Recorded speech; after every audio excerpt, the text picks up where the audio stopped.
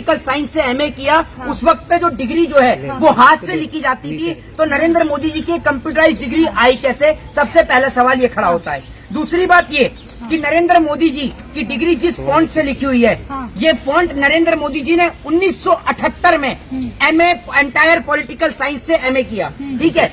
ये जो फॉन्ट है, मैं आपको बता दूं, ये फॉन्ट 1992 का है, जबकि ये अस्तित्व में 1992 में है, और ये डिग्री नरेंद्र मोदी जी की 1978 की है। तो जो चीज 1978 में थी नहीं, उससे मोदी जी की डिग्री कैसे लिख गई? ये दूसरा सबसे बड़ा सवाल खड़ा होता है। तीसरी बात, एंटायर पॉलिटिकल साइंस नाम का कोई सब्जेक्ट है ही नहीं। ये बड़ी अद्भुत डिग्री है, जिस डिग्री को पूरा देश देखना चाहता है। मैं आपको बता दूं, तीसरी बात यह कि साल 2016 के अंदर जस्टिस AR देव और L नागेश्वर की बेंच ने एक ऐतिहासिक फैसला सुनाया था, जिसमें उन्होंने कहा था कि जनता का प्रतिनिधित्व करने वाले हर एक व्यक्ति को यह जानने का हक और अधिकार है कि उसका प्रतिनिधि कितना पढ़ा और लिखा है। इलेक्शन कमीशन सरकार का गुलाम है, मैं बोलता हूँ आपको। इलेक्ट्राइज डिग्री सामने आ रही है, उस वक्त डिग्रियां हाथ से लिखी जाती थी मैडम। आप जनता को पागल बना रहे हैं, इसीलिए मैं कहता हूँ ये डिग्री झूठी है, और मैं ऐसी झूठी डिग्री को फाड़ता हूँ। सबसे पहली बात, नरेंद्र मोदी जी की सदस्यता भी रद्द होनी चाहिए। इसके साथ साथ नरेंद्र मोदी जी के ऊपर 420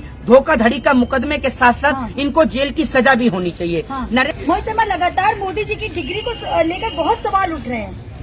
देखिए, सबसे पहली बात मैं आपको बता दूं कि प्रधानमंत्री नरेंद्र मोदी जी की जो डिग्री है वो कंप्यूटराइज डिग्री है, जबकि नरेंद्र मोदी जी ने जब एंटायर पॉलिटिकल साइंस से एमए किया, उस वक्त पे जो डिग्री जो है वो हाथ से लिखी जाती थी, तो नरेंद्र मोदी जी की कंप्यूटराइज डिग्री आई कैसे? सबसे पहला सवाल ये खड़ा होता है। दूसरी बात ये कि नरेंद्र मोदी जी की डिग्री जिस फॉन्ट से लिखी हुई है, ये फॉन्ट नरेंद्र मोदी जी ने 1978 में एमए एंटायर पॉलिटिकल साइंस से एमए किया, ठीक है।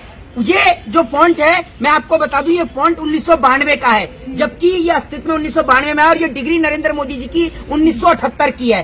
तो जो चीज 1978 में थी नहीं, उससे मोदी जी की डिग्री कैसे लिख गई? ये दूसरा सबसे बड़ा सवाल खड़ा होता है। तीसरी बात, एंटायर पॉलिटिकल साइंस नाम का कोई सब्जेक्ट है ही नहीं। ये बड़ी अद्भुत डिग्री है, जिस डिग्री को पूरा देश देखना चाहता है। मैं तो कहता हूं कि नरेंद्र मोदी जी को इस डिग्री की एक लैमिनेशन कराकर, बड़े से पोस्टर लगाकर इसको नए पार्लियामेंट के अंदर इस डिग्री को लगाया जाना चाहिए। तीसरा सबसे बड़ा पॉइंट मैं आपको बता दूंगी, आप कैसे कह सकते हैं एंटायर पॉलिटिकल साइंस कोई कोर्स नहीं है? क्योंकि जहाँ यूनिवर्सिटी में, गुजरात यूनिवर्सिटी में कोर्स है, तो उसी यूनिवर्सिटी ने केजरीवाल जी पे जुर्माना लगाया 25,000 का। अब मैं आपको बता देता हूँ, जिसने केजरीवाल के ऊपर 25,000 का जुर्माना लगाया है, सबसे पहले वो इसको देख लें।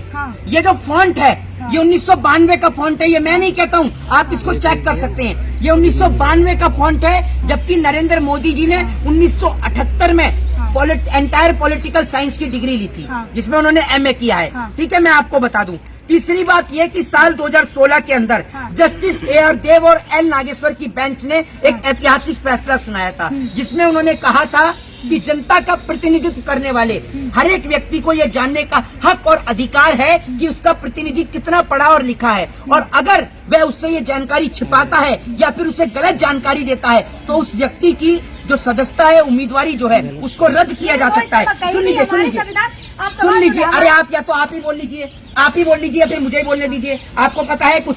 हमारे संविधान में लिखा है, हमारा प्रधानमंत्री कोई फिक्स नहीं है कि पढ़ा लिखा होना चाहिए या फिर अनपढ़ होना चाहिए। आप जो कह रहे हैं, मैं आपको ये जो कोर्ट का साल 2016 का फैसला सुना रहा हूँ, पहले आप इसको सुनेंगे, बीच में पहले कूद पड़ेंगी। आप ही सुना दीजिए जब आपको सब पता है तो।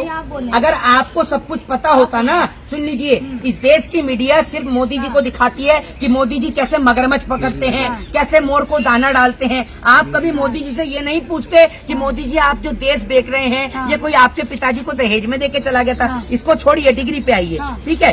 उसके बाद कोर्ट ने एक ऐतिहासिक फैसला दिया, जिस ऐतिहासिक फैसले के बाद इसी क्रम में अदालत ने जो है मणिपुर कांग्रेस के एक MLA जिनका नाम पृथ्वीराज था, उनकी उम्मीदवारी को रद्द किया, यह कहते हुए कि उन्होंने अपनी शिक्षा की गलत जानकारी जनता को दी है, जिस कारण कांग्रेस के एक MLA जो कि मणिपुर से थे, उनकी उम्मीदवारी को रद्द किया गया।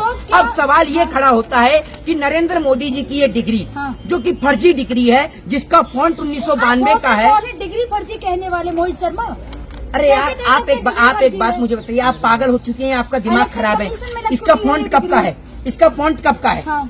ये नरेंद्र मोदी जी ने कब किया? 1978 इलेक्शन कमीशन से बड़े हो गए यार। इलेक्शन कमीशन पास कर चुकी है इस डिग्री को। इलेक्शन कमीशन सरकार का गुलाम है, मैं बोलता हूँ आपको। हाँ। इलेक्शन कमीशन को अरे क्या ये नहीं संवैधानिक दिखता संस्था है वो। जब देश का प्रत्येक नागरिक इस बात को देख रहा है कि ये फॉन्ट 1992 का है और नरेंद्र मोदी जी 1978 में एंटायर पॉलिटिकल साइंस करके आए हैं, तो संवैधानिक कैसे डिग्री लिख गई? सवाल खड़ा कर दूसरी रहे बात ये, हाँ बिल्कुल खड़ा कर रहा संवैधानिक हूँ, संस्था पे बिल्कुल सवाल खड़ा कर खड़ा रहा हूँ, मेरे को करेंगे। कोई डर नहीं है, मैं खुलेआम मैं एविडेंस के साथ में सवाल खड़ा कर रहा हूँ। हाँ। और अगर मेरे ऊपर कोई केस भी करेगा तो मैं कोर्ट में चैलेंज करके दिखाऊंगा और पूछूंगा कोर्ट से कि क्या 1978 में जिस वक्त पे नरेंद्र मोदी जी ने डिग्री हासिल करी, क्या उस टाइम पर कंप्यूटराइज डिग्री थी? जो ये कंप्यूटराइज डिग्री सामने आ रही है, उस वक्त डिग्रियां हाथ से लिखी जाती थी। मैडम, आप जनता को पागल बना रहे हैं, इसीलिए मैं कहता हूँ ये डिग्री लेकिन अगर झूठी है वही सर और मैं आप- ऐसी झूठी डिग्री को फाड़ता हूँ। चलिए, सबसे आप पहली जिस बात, आप जिस डिग्री जी। की बात कर रहे हैं, अगर ये डिग्री फर्जी है, अगर साबित हो जाता है तो क्या होगा? क्या मोदी जी की सदस्यता भी जाएगी? नरेंद्र मोदी जी की सदस्यता भी रद्द होनी चाहिए। इसके साथ साथ नरेंद्र मोदी जी के ऊपर 420 धोखाधड़ी का मुकदमे के साथ साथ इनको जेल की सजा भी होनी चाहिए। हाँ। नरेंद्र मोदी एक ऐसे व्यक्ति हैं कि एक था नटवर लाल, हाँ। जिसने ताजमहल बेचा, जिसने पार्लियामेंट को भी बेचा। ये है आधुनिक काल के नटवर लाल, जो कि देश को बेचने चले हैं। हाँ। और देश को बेचने नहीं चले हैं, देश की संपत्तियों को बेच भी दिया है। उसके बाद में ये नटवर लाल जी कहते हैं कि पिछली सरकारों ने बनाया क्या है? भैया, जिनको आप बेच रहे हैं वो आपको कोई दहेज में नहीं देकर गया, वो पिछली सरकारें ही बनाकर गई हैं जिनको आप बेच रहे हो। तो आपने सिर्फ, सुन लीजिए, आपने सिर्फ शौचालय बनाया है। अगर उस शौचालय को कोई खरीद रहा हो तो आप बता दीजिए। आपके राज में न तो भारत देश सुरक्षित है, न भारत देश का जवान सुरक्षित है, न भारत देश का किसान सुरक्षित है। आप ये सोच लीजिए, चाइना को लाल आंख दिखाने वाले प्रधानमंत्री नरेंद्र मोदी आज चुप बैठे हैं जब अरुणाचल प्रदेश के अंदर चाइना ने 11 जगहों के नाम बदल दिए, तो मोदी जी के मुख से, उनके मुंह से आवाज नहीं निकल तो रही है। क्या जिस तरीके से राहुल गांधी की सदस्यता गई है, क्या मोदी जी की भी जाएगी?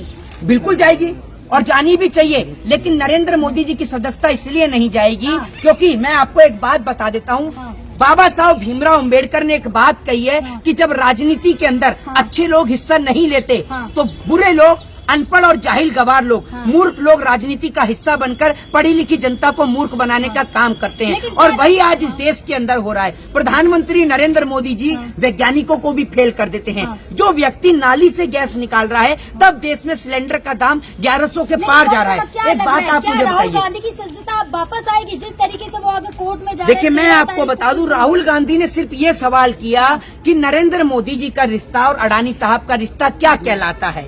ठीक है, एक नाटक भी है कि ये रिश्ता क्या कहलाता है, तो हमने भी पूछ लिया कि मोदी और अडानी का रिश्ता क्या कहलाता है। लेकिन मोदी और अडानी का रिश्ता नरेंद्र मोदी नहीं, शर्मा शायद आपको पता ही नहीं है, आप इतना अरे मुझे पता है, सुन लीजिए, मुझे पता है राहुल गांधी का जो केस है वो इस बात को लेकर है कि कर्नाटक में उन्होंने मोदी समाज को लेकर जो बोला है। एक बात आप मुझे बताइए, ये मैं नहीं कहता हूँ, ये एक मैं आपको बता दूं, ये खबर है जो अमर उजाला में छपी थी, जिसमें साफ तौर पर लिखा है कि सबसे बड़े 10 रईसों की दौलत इतनी है कि 25 साल तक, जी हाँ 25 इयर्स तक देश का प्रत्येक बच्चा फ्री एजुकेशन यानी मुफ्त में शिक्षा ले सकता है। आप सोच लीजिए, इतना पैसा देश के 10 रईसों के पास है। सरकार अगर, मैं आपको बता दूं, सरकार अगर इनकी कर पर यानी इनकी संपत्ति पर अगर टैक्स लगाना शुरू कर दे तो 5.81 करोड़ रुपया इनके एक साल में कमा सकती है, इनकी संपत्ति के ऊपर टैक्स लगा के, जो कि भारत के स्वास्थ्य बजट का, सुन लीजिए, भारत के स्वास्थ्य बजट का 3.25 गुना है। अब आपको मैं बता दूं, सुन लीजिए, एक बात आप मुझे बताइए, जब देश के उद्योगपति देश को उतना लूट कर जा रहे हैं, बैंकों को खंगाल के जा रहे हैं, मैं आपसे पूछता हूँ, क्या नीरव मोदी चोर नहीं है? ये बताइए आप मुझे, नीरव मोदी चोर नहीं है? ललित मोदी चोर नहीं है? ये सब के सब चोर हैं जो बैंकों को भी बोला है कि अब केस करेंगे राहुल गांधी के ऊपर, उनके पास अगर नरेंद्र, मैं आपसे बोलता हूँ, अगर नीरव मोदी और ललित मोदी में दम है तो केस करना तो दूर की बात, एक बार आकर दिखाएं भारत देश के अंदर। अगर मोहित शर्मा ने लंदन में केस करेंगे और देश की सरकार ये उनको हाथ तो लगा कर दिखाए, या लंदन के किसी ऑफिसर में हिम्मत हो तो राहुल गांधी पे हाथ लगा के दिखाए, फिर दिखाएंगे मोहित शर्मा में ताकत कितनी है। एक बात आप मुझे बताइए, बिल्कुल करेंगे, बिल्कुल करेंगे। एक बात आप मुझे बताइए, जब इंडिया की सरकार उस भगोड़े नीरव मोदी को यहाँ से लेकर नहीं आ पा रही लंदन से, तो एक बात बताइए, भारत देश की सरकार राहुल गांधी को वहाँ भेज देगी? आपको लगता है?